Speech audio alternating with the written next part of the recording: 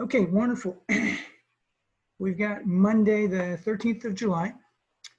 So this week, office hours, we've got office hours tomorrow, 8 p.m. to 9 p.m. That's intended to kind of mesh really well, dovetail with our homework schedule. Later this week, I'm going to announce some more office hours looking ahead to the Friday due date. We got another homework assignment due Friday. Obviously, will be posted 4 days in advance. Reading assignment for this week. We're going up to page 354 by Friday. Basically, that's the Foucault pendulum. Wonderful, wonderful topic. Very popular. Lots of the finer museums out there will have a Foucault pendulum. I can tell you in San Diego, Balboa Park, very nice Foucault pendulum there, et cetera and so forth. So yeah, that's where we're headed here. We're doing physics in non-inertial reference frames. So currently, we're doing a very interesting calculation. Our first look at tidal forces, again, fascinating subject. And you know, when you're doing astronomy, often you talk about these phenomenal, amazing things that happen out there in the cosmos, things being torn apart by tidal forces. Yep. Planets that never formed because they were torn apart by tidal forces, so to speak, all the dreams that were shattered, et cetera. So yeah, tidal forces, understanding tidal forces. This is going to be our first calculation here with tidal forces. And let's take a second to recall how we got here, okay? We transformed Newton's second law, right? In an inertial frame, you know, Newton's second law tells us the vector sum of all the forces, which we're calling F, is equal to the mass times the acceleration. Now we transform this to a non-inertial frame. Let's take a second to look at the picture. Here's the picture. I happen to have the picture we drew at the time. Yep, and this is a good position for this picture. So currently we're studying this problem. The non-inertial frame, this S frame, has some sort of acceleration. Capital A is the acceleration of the reference frame. So you can think of these axes and the origin, et cetera. That's the reference frame. It's accelerating relative to the other frame. The S naught frame is the inertial frame. And this is in harmony with our usual notation kind of. If we're going to name these frames, it makes sense to call this S naught the kind of starting point for the discussion. This is a reference frame. It's an inertial frame. And we like to think of this other frame S as having some acceleration relative to this S naught frame. So that's pretty reasonable notation for the frames. Again, a little bit of a hazard with this notation. The position of a particle in the S naught frame here is going to be this R naught vector, which is a function of time. It is not a constant. So that's a little contrary. Often in the past, if we put this subscript 0 on something, it indicates it's a constant. Well, in this case, we have a different notation. This R naught as a function of time. Of course, that's X naught as a function of time, Y naught as a function of time, and Z naught as a function of time. This is the position of the particle relative to the S naught frame.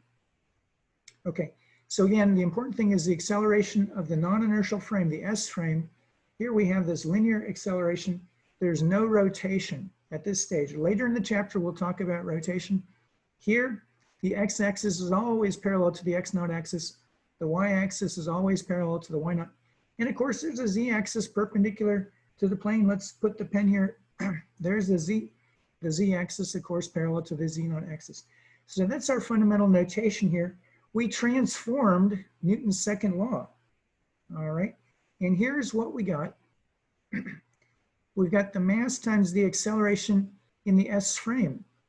We're going to be doing physics in the S frame. Suppose you have a laboratory aboard a spaceship that's accelerating because the captain has decided we're going to accelerate the ship. So the ship is accelerating.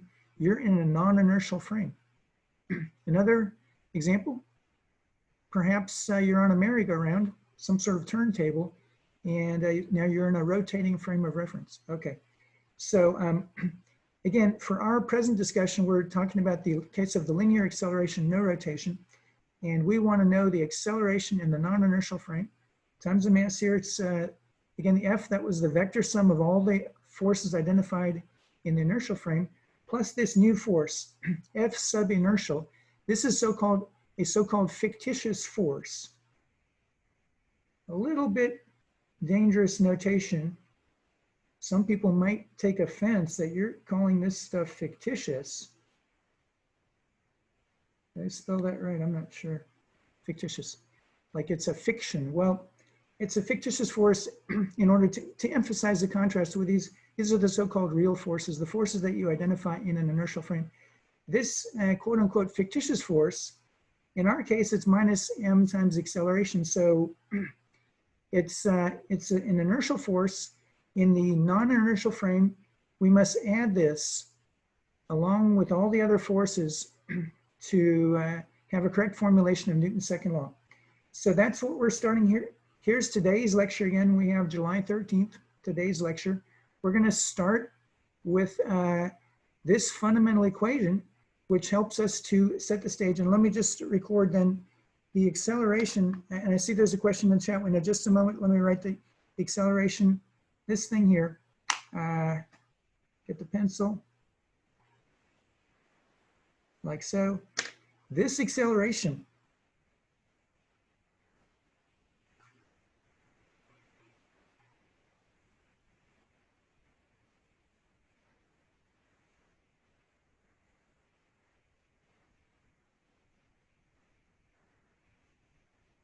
okay, so this equation here, starting today's lecture, is kind of a review, and this is what we'll need to analyze the tidal effects. Okay, question in the chat window.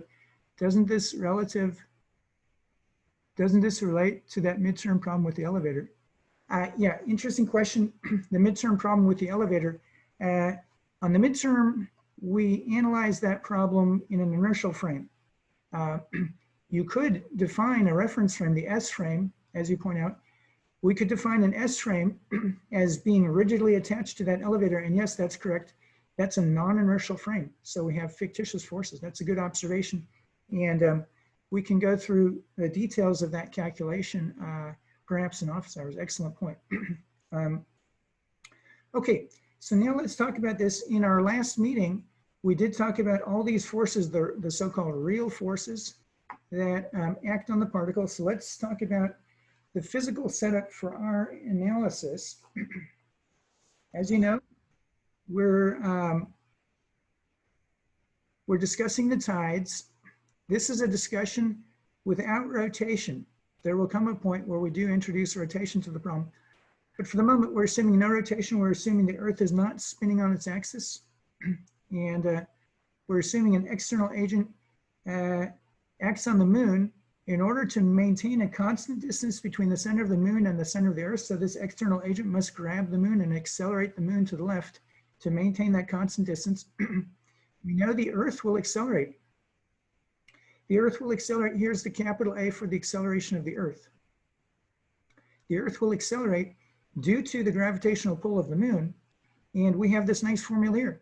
This is the acceleration of the Earth. Let's investigate the structure here.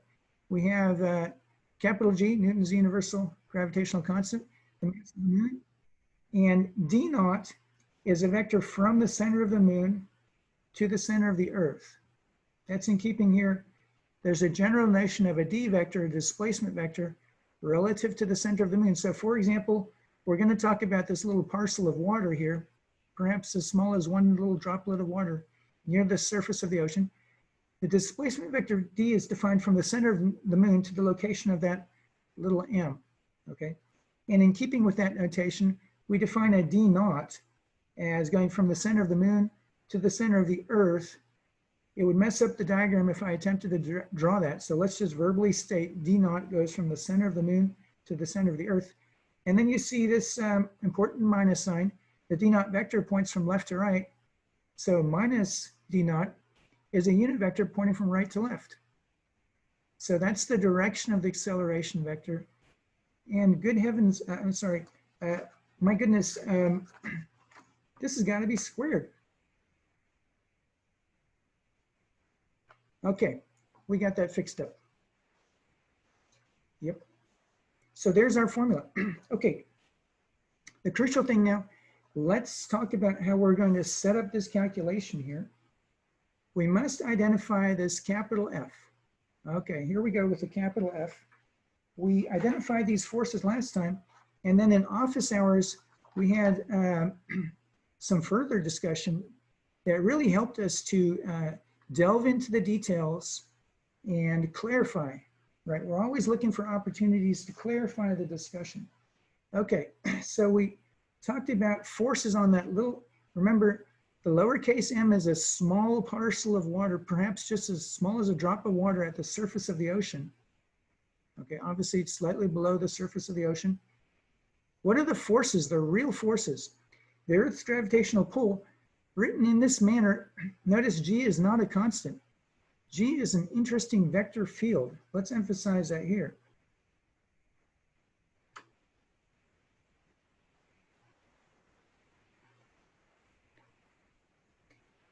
It is very much a vector field in our usual sense of the word.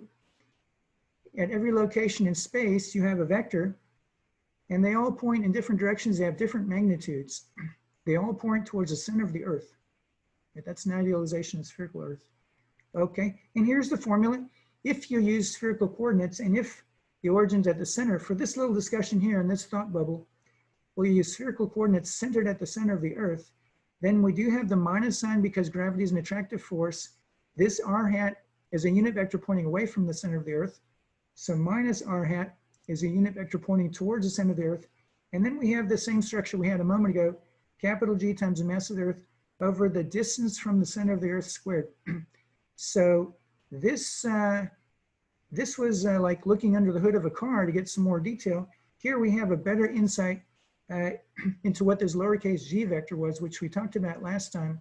That was notation that was so streamlined. And because of the fact that we often have little g vector as a constant, for many of the problems we've been solving, especially all the fun problems in chapter 7, we typically had g as a constant uniform gravitational field, such as you would discuss in a laboratory setting. Okay, so the moon's gravitational field, we discussed this a moment ago. Again, the minus sign and the d vector from the center of the moon to the location of interest. And we're going to go for a location at the surface of the ocean. Now, this one, the net non-gravitational force, and here we're talking about the buoyancy, right? You know that if you have a small amount of seawater, and what we can do here to help clarify the picture, you can imagine either freezing a small chunk of seawater. If you do that, it actually changes the density. Suppose you have a remarkable solid material with the same density of seawater, and you place it right there at the surface of the ocean. You know what it's going to do? It's going to sit there kind of level with the surface of the ocean. The buoyancy, right? There's certainly a buoyant force. That's what we're talking about here. It comes from the hydrostatic pressure, right? On all the surfaces, you have to think about all the surfaces. And Archimedes tells us how to do the integral. It's a wonderful integral. It's not directly Gauss's theorem, the usual integral that we're familiar with, but it's a very closely related integral. You can prove Archimedes' theorem quite easily using an alternative form of Gauss's law. And the result is this wonderful statement about the buoyancy. So this parcel of water near the surface of the ocean has a net force on it. It's a non-gravitational force, right? You know, ultimately, these are electric interactions, right? If you get into the physics, if you're doing classical and or quantum physics, either way, you have electrical interactions between the water molecules, and ultimately you have this pressure. Okay, so we'll talk more about this. The really important thing right now is that this buoyant force is perpendicular to the surface of the ocean. Wherever you are on the planet, since we're assuming an ocean that's in hydrostatic equilibrium, wherever you are, this non-gravitational force, the buoyant force, is perpendicular to the surface of the ocean. That's going to be a crucial observation as we put all the pieces into place here. Okay, and so here was a little picture again for different locations on the Earth. Here's lowercase g, like so. Here's lowercase g, like so. Here's another little g, okay? So again, The lowercase g is a vector field. Okay, so now let us get right to work. How are we going to set up this problem and solve it? So this is our starting point for today's lecture. Okay.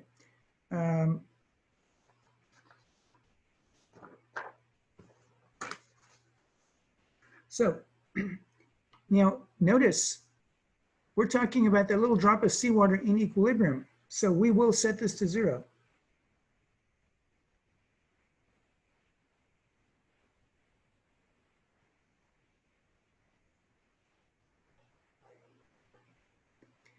That's a welcome piece of news, right? We got a lot of terms to worry about. If we can set one of them to 0, that is purely good news for us right now. So yeah, this is what we're going to do. Since we're contemplating the status of the ocean, once you have achieved equilibrium, okay? And that's why you need to think about this as a process. It takes some time. It takes some time for the ocean to equilibrate. And we'll talk about what it means for the surface of the ocean to be an equipotential of a certain potential. That's going to be the key to solving the problem. Okay, so we will be setting this to 0, but for the moment we wrote the equation like this to really help us appreciate the framework. So we have some work to do here. We must really get into the details of this capital F, which is the vector sum of all these forces.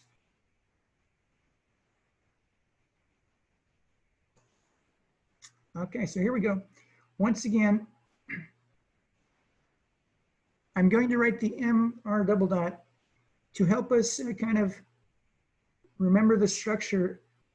Of course, we will be setting this to 0, but let's just write it once again to help us appreciate the structure. That this is, once again, a manifestation of our fundamental equation now, Newton's second law, transformed to a non-inertial frame. So here we go with the capital F. Let's get right to work. We have a whole bunch of forces. I'm going to put them in parentheses. We have a list of forces we're going to write here. I'll put big old parentheses around them to indicate that this is precisely this capital F here. So first of all, there was the mg. Now, there's a minus sign here. Remember the gravitational pull due to the moon? That's a minus g mass of moon. And we got the little m. That's the same little m, this little droplet of seawater. And then we got the d hat over d squared. And again, this minus sign with the d hat, that's a unit vector pointing in the direction of the force. And d squared, the familiar inverse square force. Of course, we got our somewhat mysterious, but soon to be our friend, this non-gravitational force. Okay. And there we have it.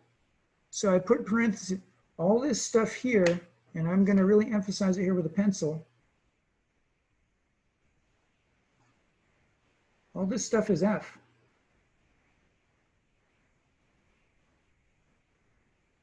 Very nice. We wrote down a formula. We worked hard to achieve this. We thought carefully. We identified all of these forces in the inertial frame, and we wrote them down. There's one more thing. We have to write minus m times capital A. This is something we talked about a moment ago. It was on the other sheet of notes. The minus sign, together with the minus sign in our formula for capital A, we got a plus sign.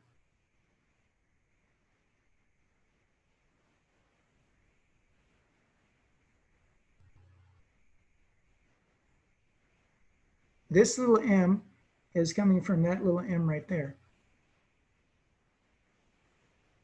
And we got the d naught hat over d naught squared. Okay, so this is a wonderful equation, and this is going to be the key. Okay, we got a question in the chat window. Do we not know the sign of the non-gravitational force yet, or is it positive because it's pointing in the same direction? Great question. So the non-gravitational force, since it's a vector, we don't really speak of signs typically. A vector, you can describe it either using components or you can describe it using a magnitude and a direction. Okay, so here we did do a verbal description of it. We had a discussion that the non-gravitational force is perpendicular to the surface of the seawater. So yeah, we have had a verbal discussion here. We stated that the direction of this non-gravitational force is perpendicular to the surface of the ocean. So depending on where you are, that's a different direction. So in that sense, we have fully characterized the direction, and it's going to turn out later in our analysis, we won't be concerned with the magnitude.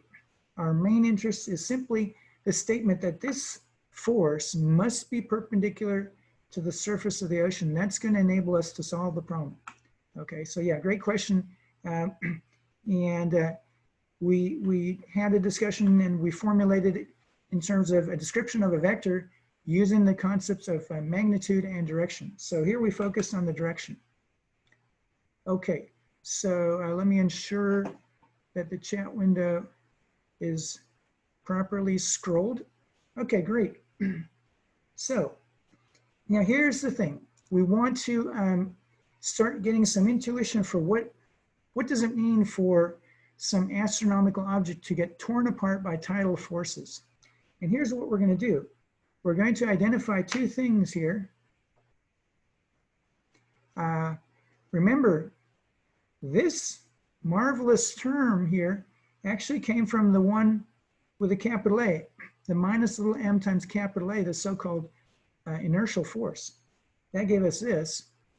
And this term was one of the several terms we had on our list of real forces. We're going to focus our attention on these two, this one and this one with the minus sign. Okay. So we're going to focus our attention on these two and bring them together. So tidal forces are precisely this. Tidal forces come about from the fact that you have a non-uniform force field. Okay. So typically we'll be interested in the value of the force field at the center of a spherical object. That's this thing here. And there's a vector subtraction that must be done. Different parts of an extended object experience different values of the vector field. So the idea is at the center of the Earth, these two cancel perfectly, right? However, if you're somewhere on the surface of the Earth, then there's a slight difference between these two terms. And it's that difference that we call a tidal force. Okay, so again, our definition of the tidal force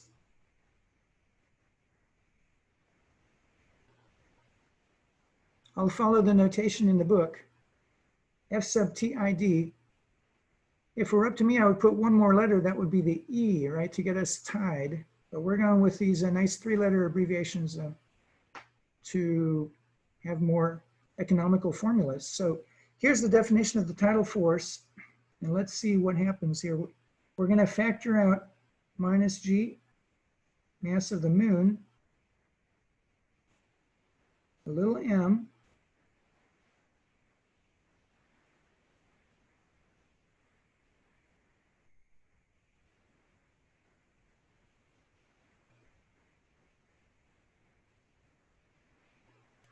okay, so let's appreciate what we've done here.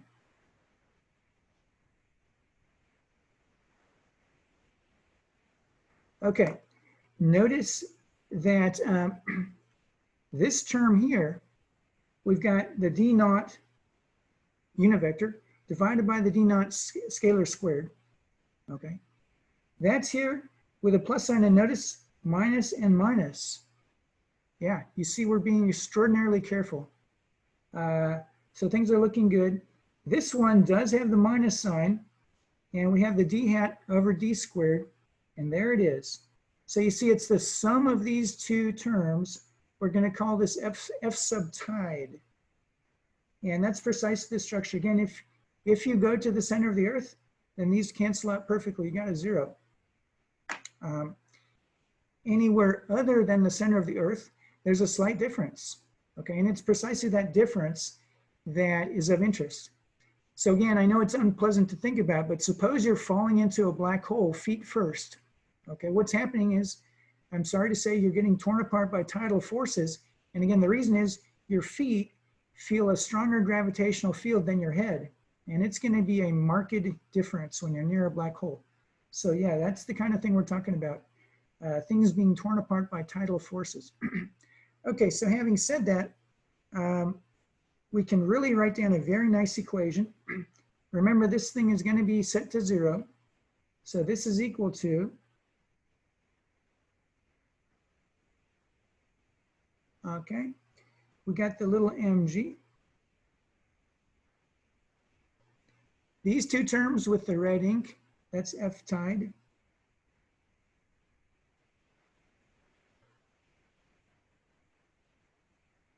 And then we got the non-gravitational force. Okay. And remember, we're going to set this to 0 because we're assuming that we've waited for equilibrium. The surface of the ocean has equilibrated.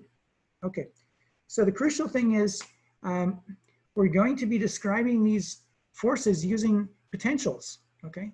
If you can convince yourself that you have a conservative force, then it's usually a very good idea to describe that force using a potential. Okay, so before we do that, let's get, we want to gain some experience with the tidal force.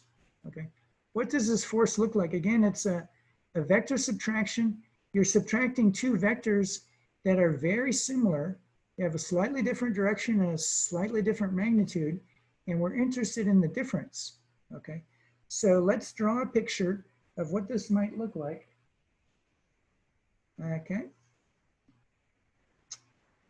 So we'll follow the notation in the book.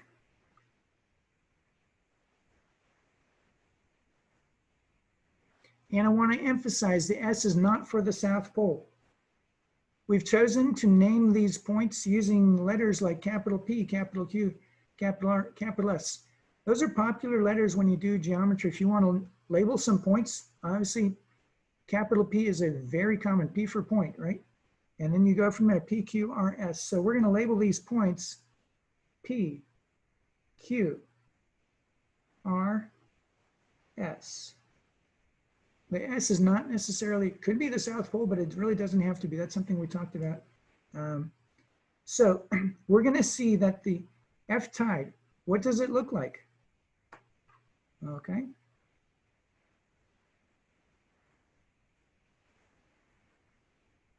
Examples.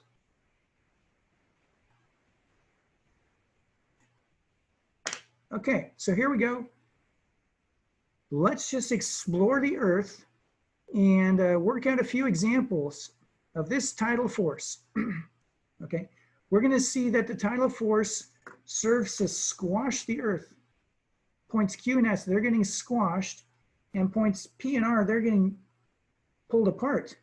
Okay, that's the quick summary of what a tidal force does. So the tidal force here, we're going to show at points towards the center of the Earth. We're going to see it's actually not exactly towards the center, but it's very, very close to pointing towards the center of the Earth. And here points towards the center of the Earth. And here it points away.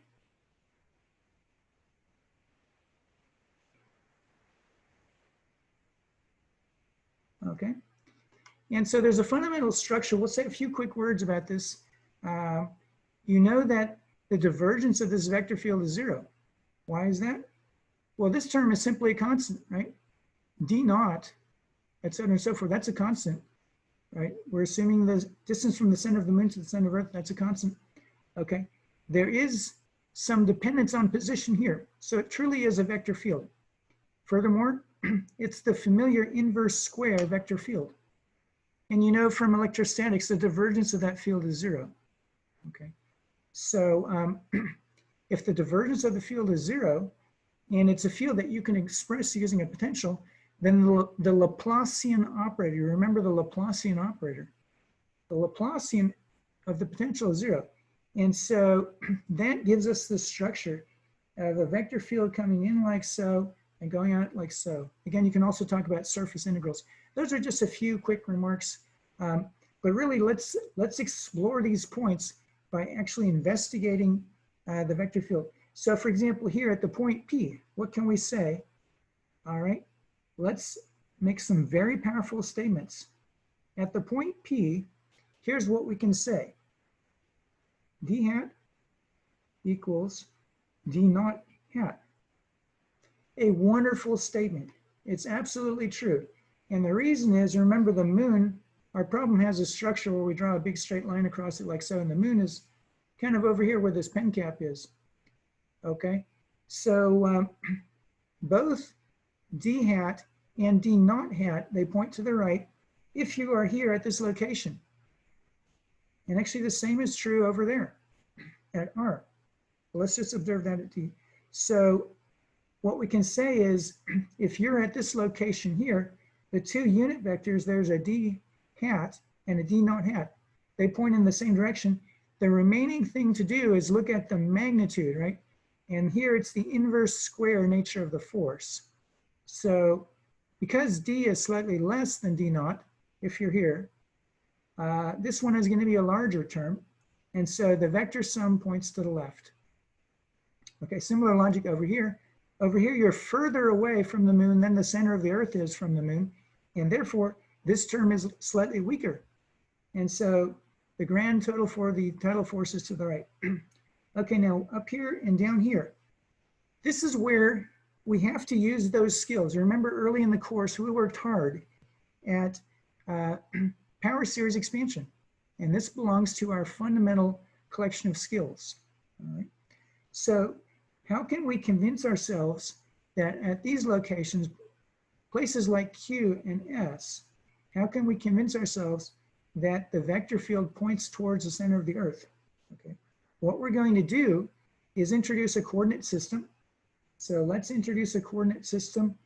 What I'm going to do is use pencils so I don't clash with the ink here. And here we go with our coordinate system.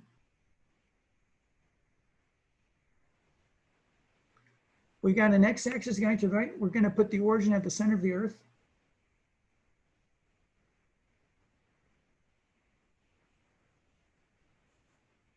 Okay, we got the x-axis going to the right. We got the y-axis going up like so. So we need to be careful, right? Because for much of this discussion, we've defined this d vector to be a vector from the center of the moon to a location on the surface of the Earth or in the interior. All right, so we do have to be a little careful with our d vector, but that verbal description of the d vector is enough to get us through this. Now for this calculation, we've got our x-axis going to the right and our y-axis going up. So now we can do something more difficult. Let's analyze the situation at the point Q. And we're going to budget our chalkboard. So this is our chalkboard, right? Oh, by the way, something wonderful happened this morning. I got special one-time access permission to the physics building. Yeah, I haven't been there for months. And so I went to my office and I got my copy of Taylor because to me, it's really helpful to have the actual book printed on paper. I just love it. Good old paper. You know, that's just the way it was meant to be, I think, perhaps. So yeah, for me, it's just easier to work with the book printed on paper. So you'll notice I'll be extra happy during office hours because I'll be leafing around in my paper version. And yeah, so thanks to the folks in the building manager, et cetera. There was a time you needed a letter from UC Police. That's no longer true, but the building manager was able to get me in there and get that book. So yeah, had a great morning. Haven't ridden BART for months, you know. So at Q,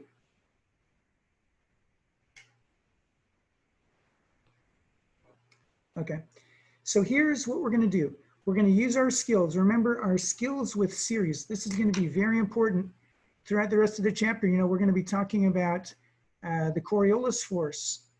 We'll talk about experiments you can do, precision measurements, and once again, our ability to work with power series is a fundamental skill. That's why we exercise that skill at the beginning of the course. For example, the super egg, right? We had a lot of great series there. And yeah, we must always seize every opportunity to work with a power series. So let's analyze the situation at Q. We have two contributions. What can we say?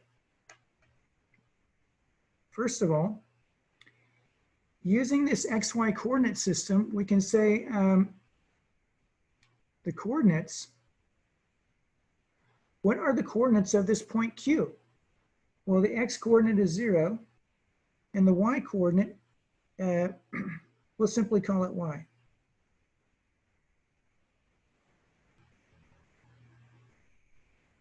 Okay, so this location here, capital Q, the coordinates in this diagram, with respect to those pencil axes, right, we've got a 0, y. That's going to be important to us. Now we can get right to work with all these vectors we have to catalog. Okay, so the D vector, that's the vector from the center of the moon to the location on the center of the Earth, surface of the Earth, and that's Q. So here's the situation. Let's understand why this is equal to D naught, y. Okay, and there are a couple ways to justify this. You can do this as a vector subtraction. If you have this definition that the lowercase d vector is a vector from the center of the moon to this location on the Earth where I'm pointing, then you can express it as a vector subtraction. You write it as the final location, which is the 0, y, minus the initial location. The center of the moon is at minus d naught, 0. I think we need to record that here. And it's just a question of what's the best possible place to write that. I'm going to put it as a thought bubble right here. Center of moon. The center of the moon is at minus d naught, 0. Okay, we have to be very fluent with our coordinate system. And remember, if we put the origin here, then minus d naught is a point way over here to the left, and the distance away is d naught. So the center of the moon, and so it's this vector minus this vector gave us this vector. You see, it's a vector subtraction. The 0y minus this vector gave us that vector. Very nice. So that's a vector subtraction. And we can also say d naught, that's, remember, from the center of the moon to the center of the Earth. That's just going to be minus 1 times this. So that's a d naught, 0. Yep, so these are foundation skills. You saw this on the midterm exam, for example. We certainly used vector additions. Remember, relative displacements. It's a very powerful technique as you're working your way through a problem, figuring out displacement vectors and adding them up to get further relative displacement vectors. Now we've identified, right? Because the formula, here's the formula we're looking at. Some of the stuff is rather abstract, right? But now we can write down explicit formulas. Let's take it up a notch. Let's write down a formula for d hat. Right, that unit vector. Right, obviously this is the kind of thing you would have to do on an exam. Well, if that's the d vector, then d hat is that vector divided by the magnitude. Okay, you see things are looking very good for us. And furthermore, the d naught hat, very similar structure. We take this vector, d naught, this is the d naught vector, we divide it by its magnitude. Well, the magnitude is just d naught. So you get a 1, 0. 1, 0, that's perfectly correct. It's also perfectly correct to write this as x hat. So that's very important to us. D naught hat is equal to x hat, right? So again, these kind of connections between the notation, this stuff will help to cement our understanding. Okay.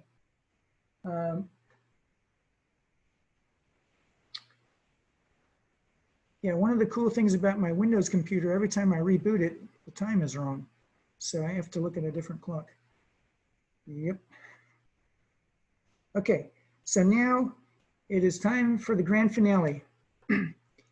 If we can do this, this will be our finest hour. We must compute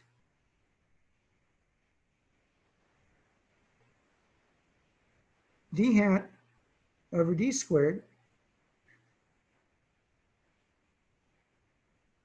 And we got the minus sign, we got the d naught hat over d naught squared. And here's where our ability to work with power series will really shine. Notice these are vector valued objects. They're certainly vectors, right? We're drawing arrows in the picture. And again, the crucial kind of underlying mental image to have is we're subtracting two vectors that are very similar, right? They both, I mean, d naught certainly points to the right. D hat, it almost points to the right. It's fairly close to pointing to the right. So the directions are very similar and the magnitudes are very similar because distance from center of moon to point on Earth is very similar to the center separation of the two. Okay, so we're subtracting two vectors that are very similar, and that's why it's not immediately clear which way the result will point. Okay, so we're going to put together all the pieces here, right? We're looking at d naught comma y over the, not the square root, the 3/2 power.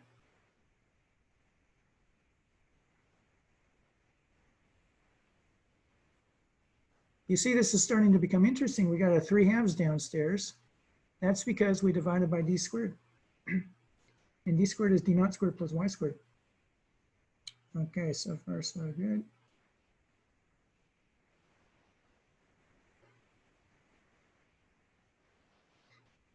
Okay, so this is exactly true. We have not done any approximations yet. Now this is where we're going to start to bring in the series, okay? So there are different ways to write this. Let's just observe. We can factor out a 1 over d naught squared.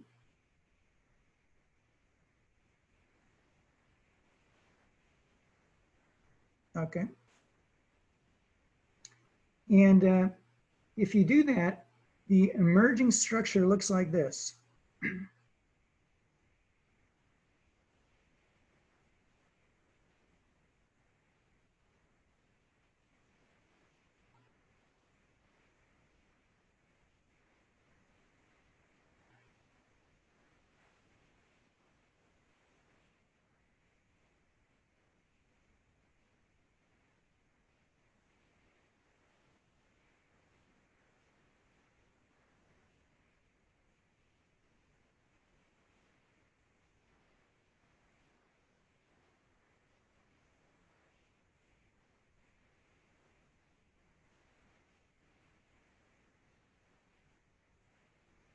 Okay, so let's have a look at the structure.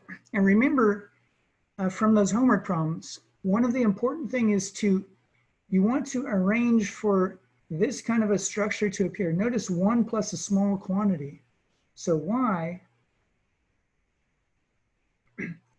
in this picture, the distance y is evident as, it appears as the distance from the center of the Earth up here to the point Q.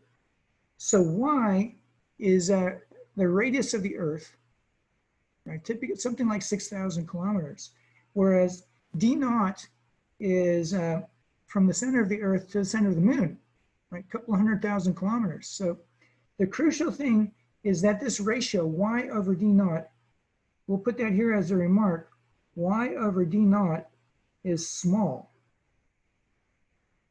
It's a pure number and it's small. This is very important to us. Okay. Now, there are a couple ways. Let's talk about the numbers for a second, right? You know, we live on a very special planet because the angular size of the moon is about the same as the angular size of the sun. That's why sometimes we have total solar eclipses and sometimes we have annular solar eclipses where you can see a little bit of light around the edge of the moon. Obviously, amazing stuff, right? But it's a special state of affairs that the angular size of the sun and the angular size of the moon are the same. We're going to talk about how that is relevant to us later, right? Because this analysis with the Earth and the moon is very interesting, but there's a similar effect with the Earth and the sun.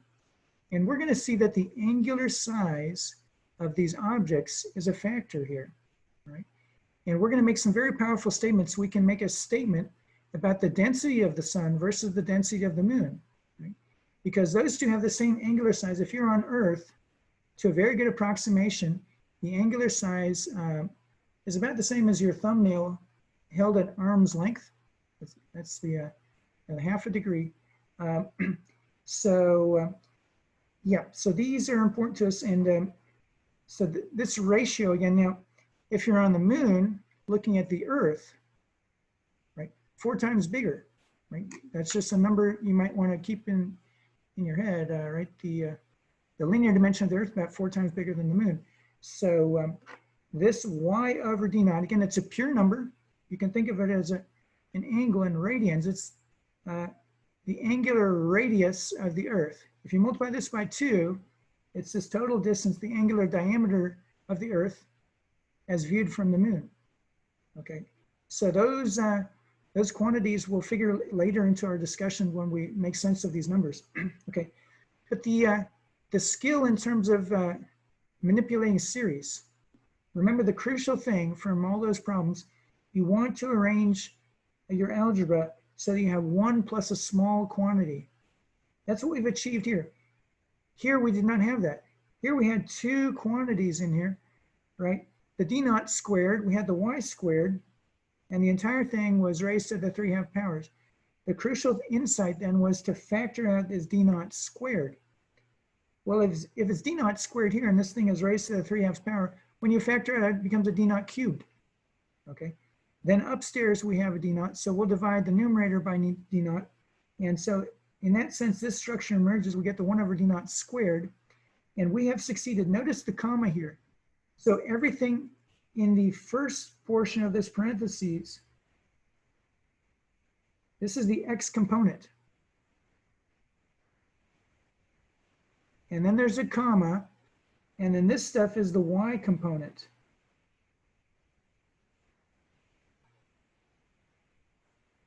Okay. And again, we've achieved our goal. We have 1 plus a small quantity, and it's raised to the minus 3/2 power, right? This is the denominator. So it's 1 plus small to the minus 3/2 power. Okay. So let's talk about the result then when we do the series expansion. Okay. So this radius of the Earth, this is about 1/60th.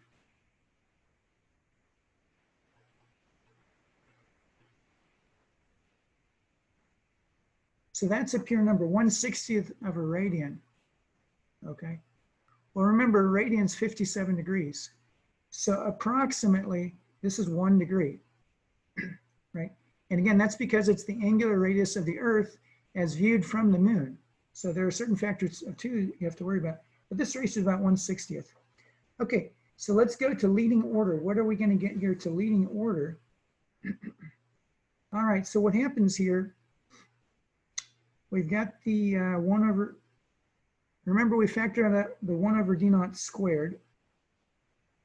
Okay, and then, you know, from the binomial series, 1 plus a small quantity raised to the minus 3/2 powers. To a good approximation, that's 1 minus 3/2 that thing there, the y squared over d naught squared. So we're looking at a minus 3/2. You see, because then we subtract that 1 off there. So this is the structure that emerges, and there's our y squared over d naught squared. Dot, dot, dot. I put the dot, dot, dot there to remind us there's actually a series. We could carry some more terms if you want to.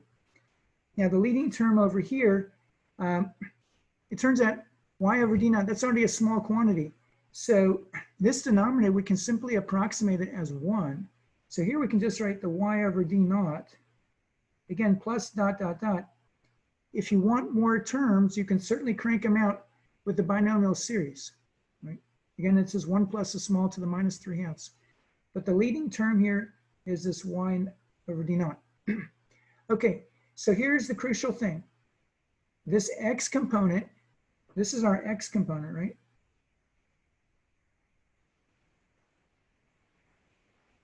The x component is much smaller than the y component. This is the y component.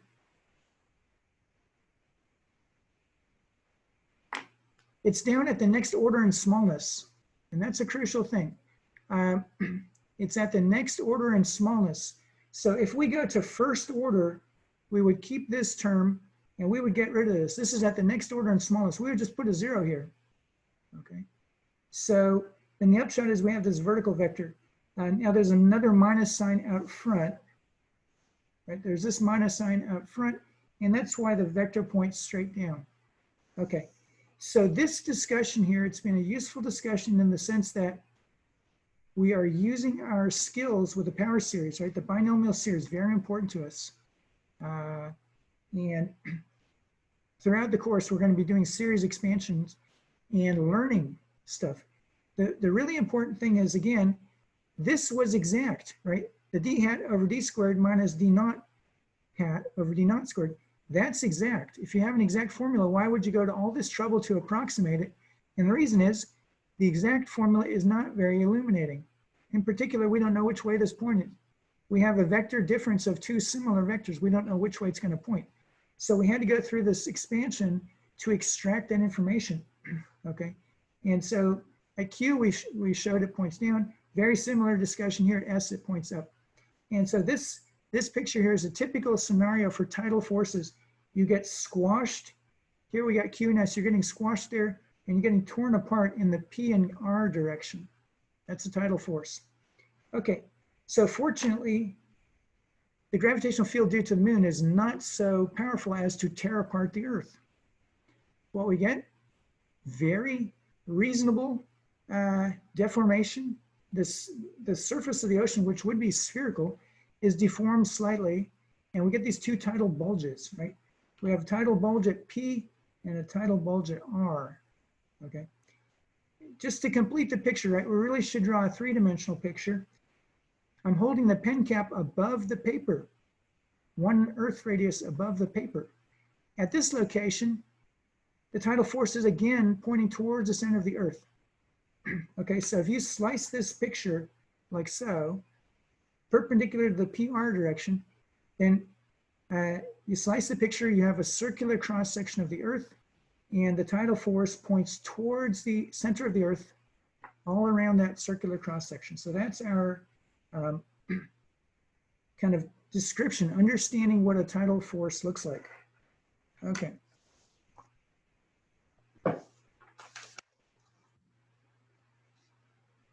Okay. So now it's time to really put together all the amazing ingredients that we have here. Remember, the mass times the acceleration of the little droplet of seawater is 0. So the sum of these three vectors is 0. Okay? So in particular, we can rewrite this. If the sum of those three vectors is 0, let's do this. If these add up to 0, I can move FNG to the other side with a minus sign. So we're getting minus FNG equals mg plus F tidal. Okay, so the tidal force plus mg, that's the gravitational pull due to the Earth, is minus FNG. Well, remember, FNG is perpendicular to the surface of the ocean. So minus FNG is also perpendicular to the surface of the ocean. And so what we've learned here is that this sum, the sum of these two vectors, is perpendicular to the surface of the ocean.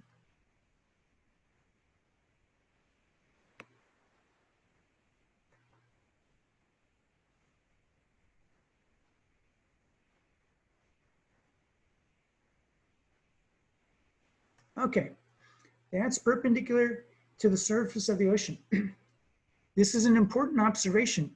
Here's another important observation. Both of these two forces are conservative. We can write them as minus the gradient of, in physics, we write things as minus the gradient of a potential.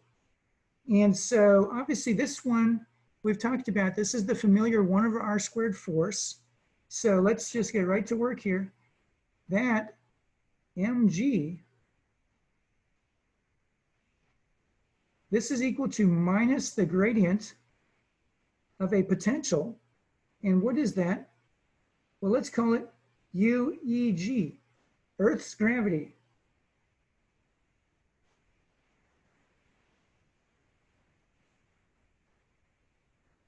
So the EG is for Earth's gravity. And we have a formula for that, right? UEG, this is the well-known Newtonian gravitational potential. It's a minus, we got the GM E little m over r. Right, remember we're using the little r to denote your distance from the center of the Earth. Okay, so this is the familiar Newtonian gravitational potential minus a constant over r. The gradient with a minus sign gives you the this 1 over r squared force that we talked about.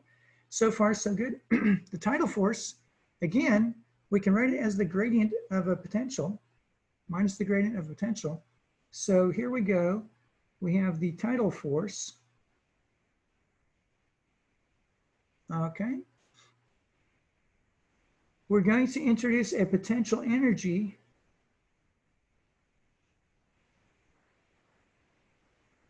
right? See how much time we're saving with the 3-letter abbreviation for tide? Okay, and what is that tide? Well, this one's kind of a funny thing here. Okay, this you don't see too often in potentials, but this tidal potential has a term that is proportional to x. Okay, that's funny, and let's investigate that. So here's, remember we had a formula for the tidal force right here. 2 terms. That first term is precisely a 1 over r squared radially directed vector field. Okay. We know all about those 1 over r squared radially directed vector fields. I'm trying to, there we go. We can definitely get this on the document camera. Okay, we got a G, mass of moon, mass of drop of seawater. Okay, so the 1 over d, that's the familiar Newtonian term. There's the minus sign.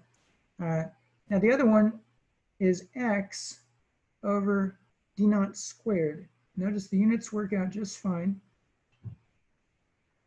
Right? So yeah, this is funny. That second term, notice it's simply a constant times x, the coordinate x.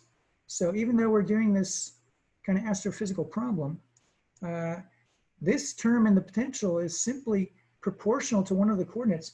Everything else for that term, everything else is a constant. You have a d naught squared, that's a constant. All this stuff in front is a constant. So there's a term there that gives you what we want, right? Remember, we observed that this d naught hat is equal to x hat, right? The gradient of x is x hat. And with due diligence, with all these minus signs everywhere, you go through that very carefully. It turns out it's a plus sign here. Yeah, so this is our tidal potential. Okay, so now here's the remarkable conclusion. Okay, remember the sum of these 2 terms, this vector field, it is a vector field. We must appreciate this as a mathematical object. It's a vector field. Okay, this vector field is perpendicular to the surface of the ocean. Furthermore, this vector field is minus the gradient of a scalar. So let's define U. Here's a define.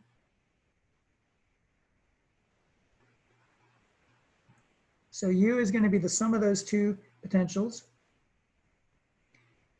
Earth's gravity. So this U, the surface of the ocean must be an equipotential. Okay. That's the takeaway message here. Surface of ocean is an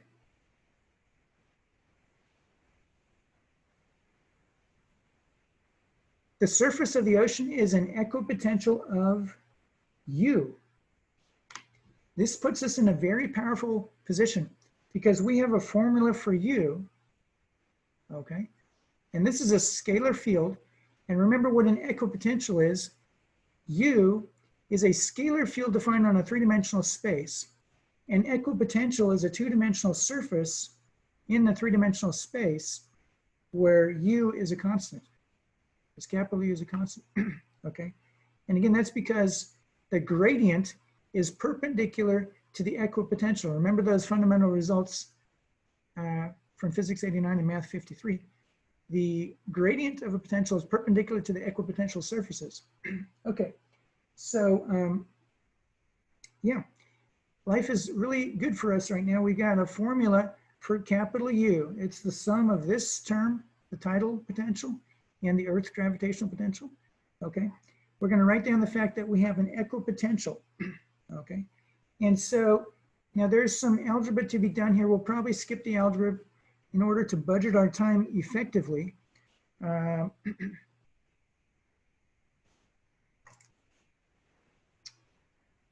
Okay, so we're going to define something here in our diagram.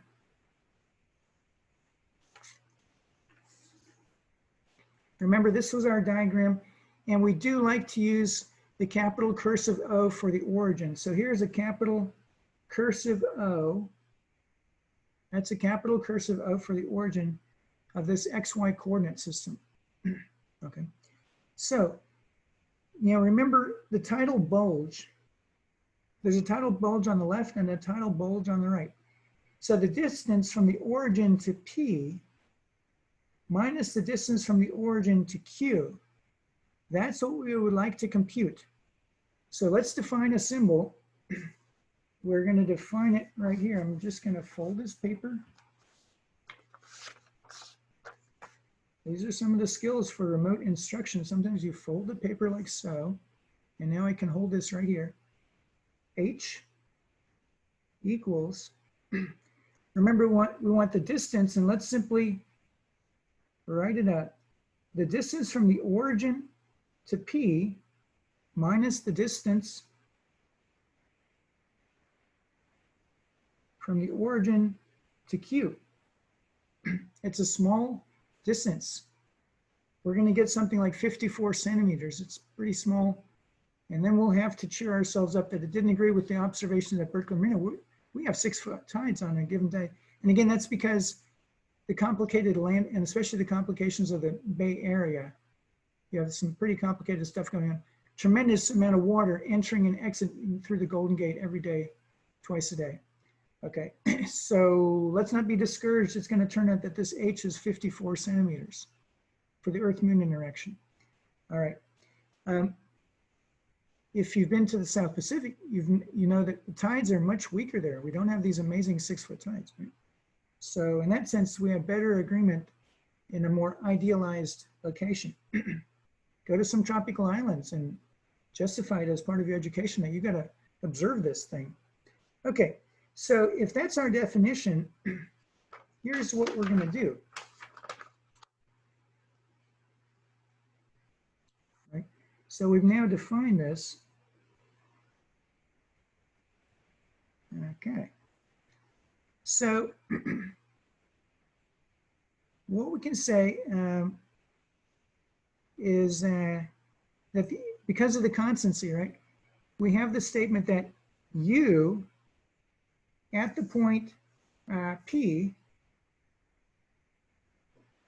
equals U at the point Q. Right? Looking back at our picture, here's the point P. The total potential, which we're calling U, right? Because this surface of the ocean is an equipotential. The total potential, which is U at this location, must equal the total potential U at this location, right? Having said that, we immediately see that plugging in this decomposition, right? It's the sum of two terms. We have the Earth gravitational contribution. So UEG at P plus U tidal at P equals UEG at Q plus U tidal at Q. Okay, so far so good. Now let's simply rearrange. We're going to do a little bit of redecorating. Let's pull together the two terms that have the UEG.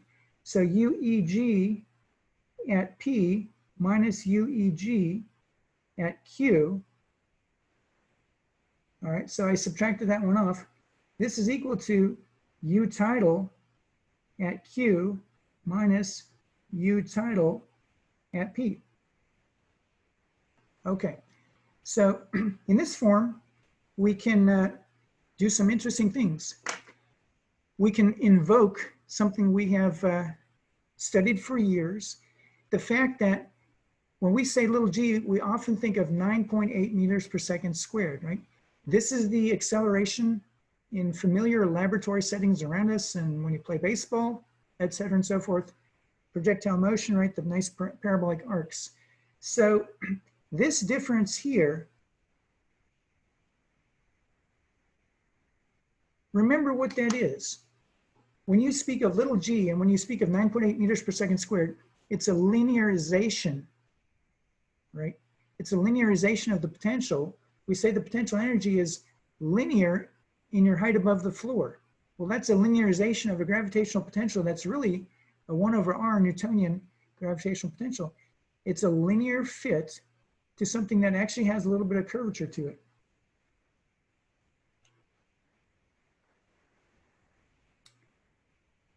So it's precisely this linearization that we're talking about here. When we say that this is MGH, you see what has emerged here is the familiar structure, good old MGH, right? Ever since, first year physics, actually in high school physics, you talk about this. The mass of the particle times little g, which is 9.8 meters per second squared. That's the magnitude of g at the surface of the Earth. The magnitude of that little g is 9.8 meters per second squared. And now this h is the difference in those two large distances, but we're going to see h turns out to be about 54 centimeters. Okay, so this again is the linearization. Let's just record that here.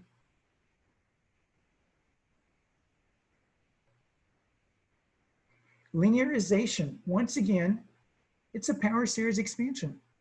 If you have the exact gravitational potential, say at the floor of your laboratory, typical laboratory in the physics building, for example, what is the potential energy 1 meter higher?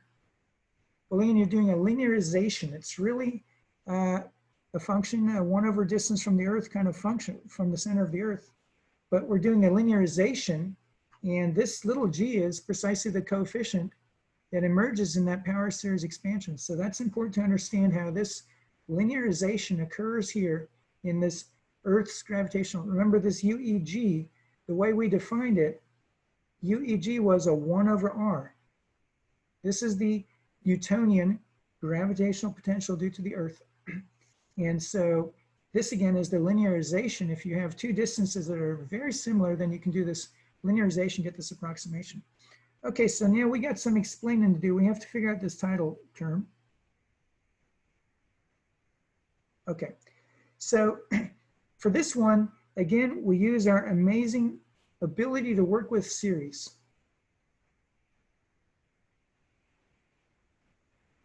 The ability to work with series is fundamental in the sense that it gives you insights, right? And that's why in physics, we're always doing power series expansion.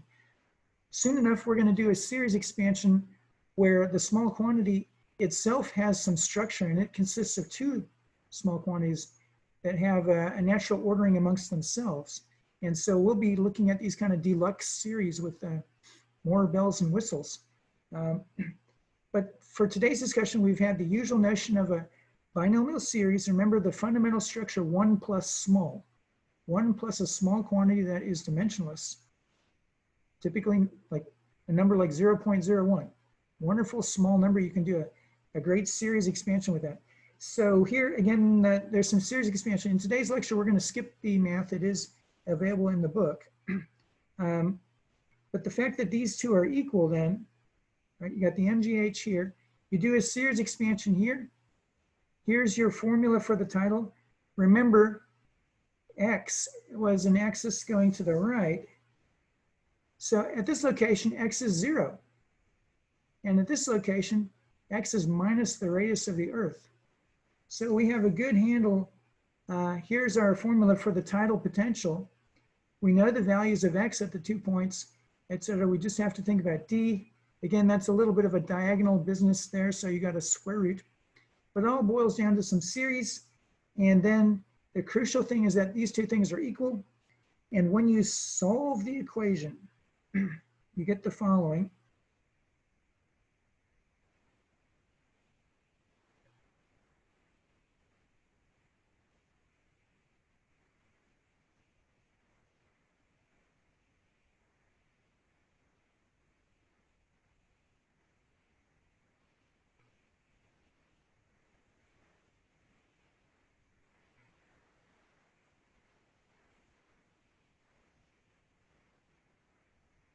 Okay, so the series gives you this wonderful stuff on the right.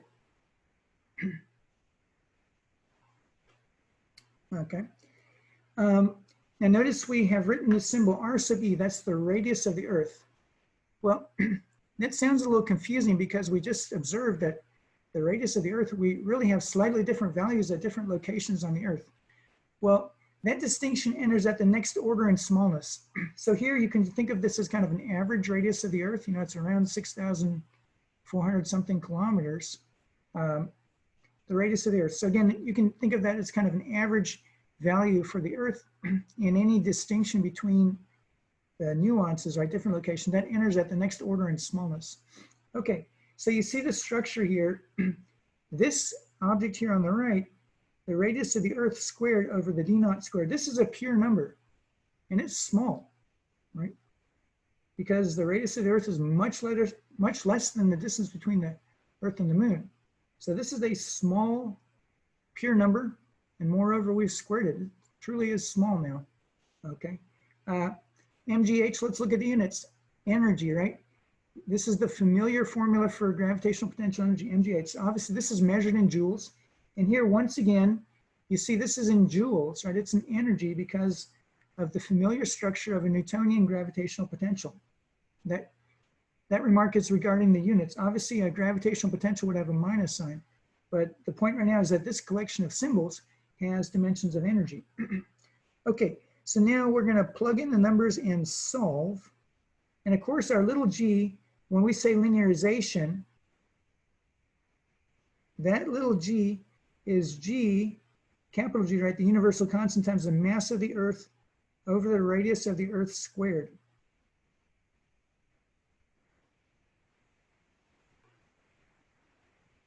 Right, that comes out of the linearization. Again, Taylor series expansion. So the little g, the 9.8 meters per second squared, can be computed from these numbers, right? G, that's good old 6.67 times 10 to the minus 11 in MKS units. Mass of the Earth, 6 times 10 to the 24 kilograms. Radius of the Earth, right around, 6,400 and some change kilometers. Yep, so again, that's the little g, this quantity here. Okay, so when you put this all together, here's the picture that emerges. We get a formula for H, right? So we're doing a little cleanup here. We got the 3/2, right? We worked hard for that with the power series. We got this quotient, the mass of the Moon over the mass of the Earth. And now we got the radius of the Earth to the 4th power over the d0 cubed. Okay, so you can see the units work out dimensionless mass ratio, which is small. And then here's where it gets truly small. You can think of this as the radius of the Earth times the cube of a pure number, RE over d0. Right, so this works out to be 54 centimeters for our analysis with the Earth Moon.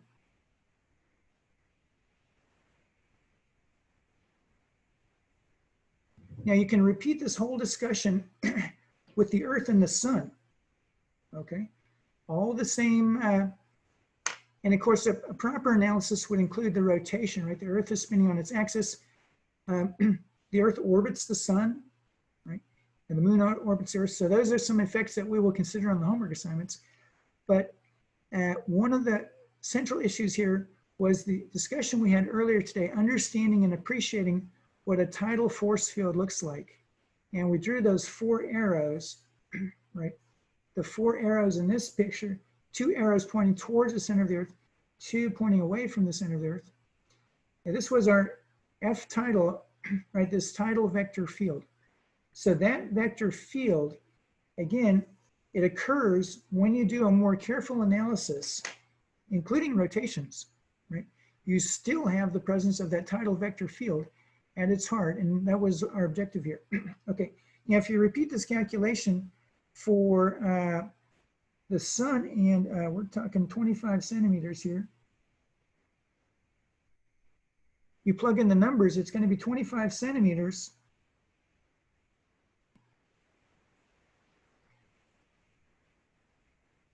Okay, it's remarkable that the two effects are similar, but this one's down by about a factor of 2, roughly speaking. So what we can say here as some closing remarks is it's possible to rewrite this formula. Okay, if you rewrite it, I'll put this in the lecture notes. So we're going to rewrite this using densities and angular sizes.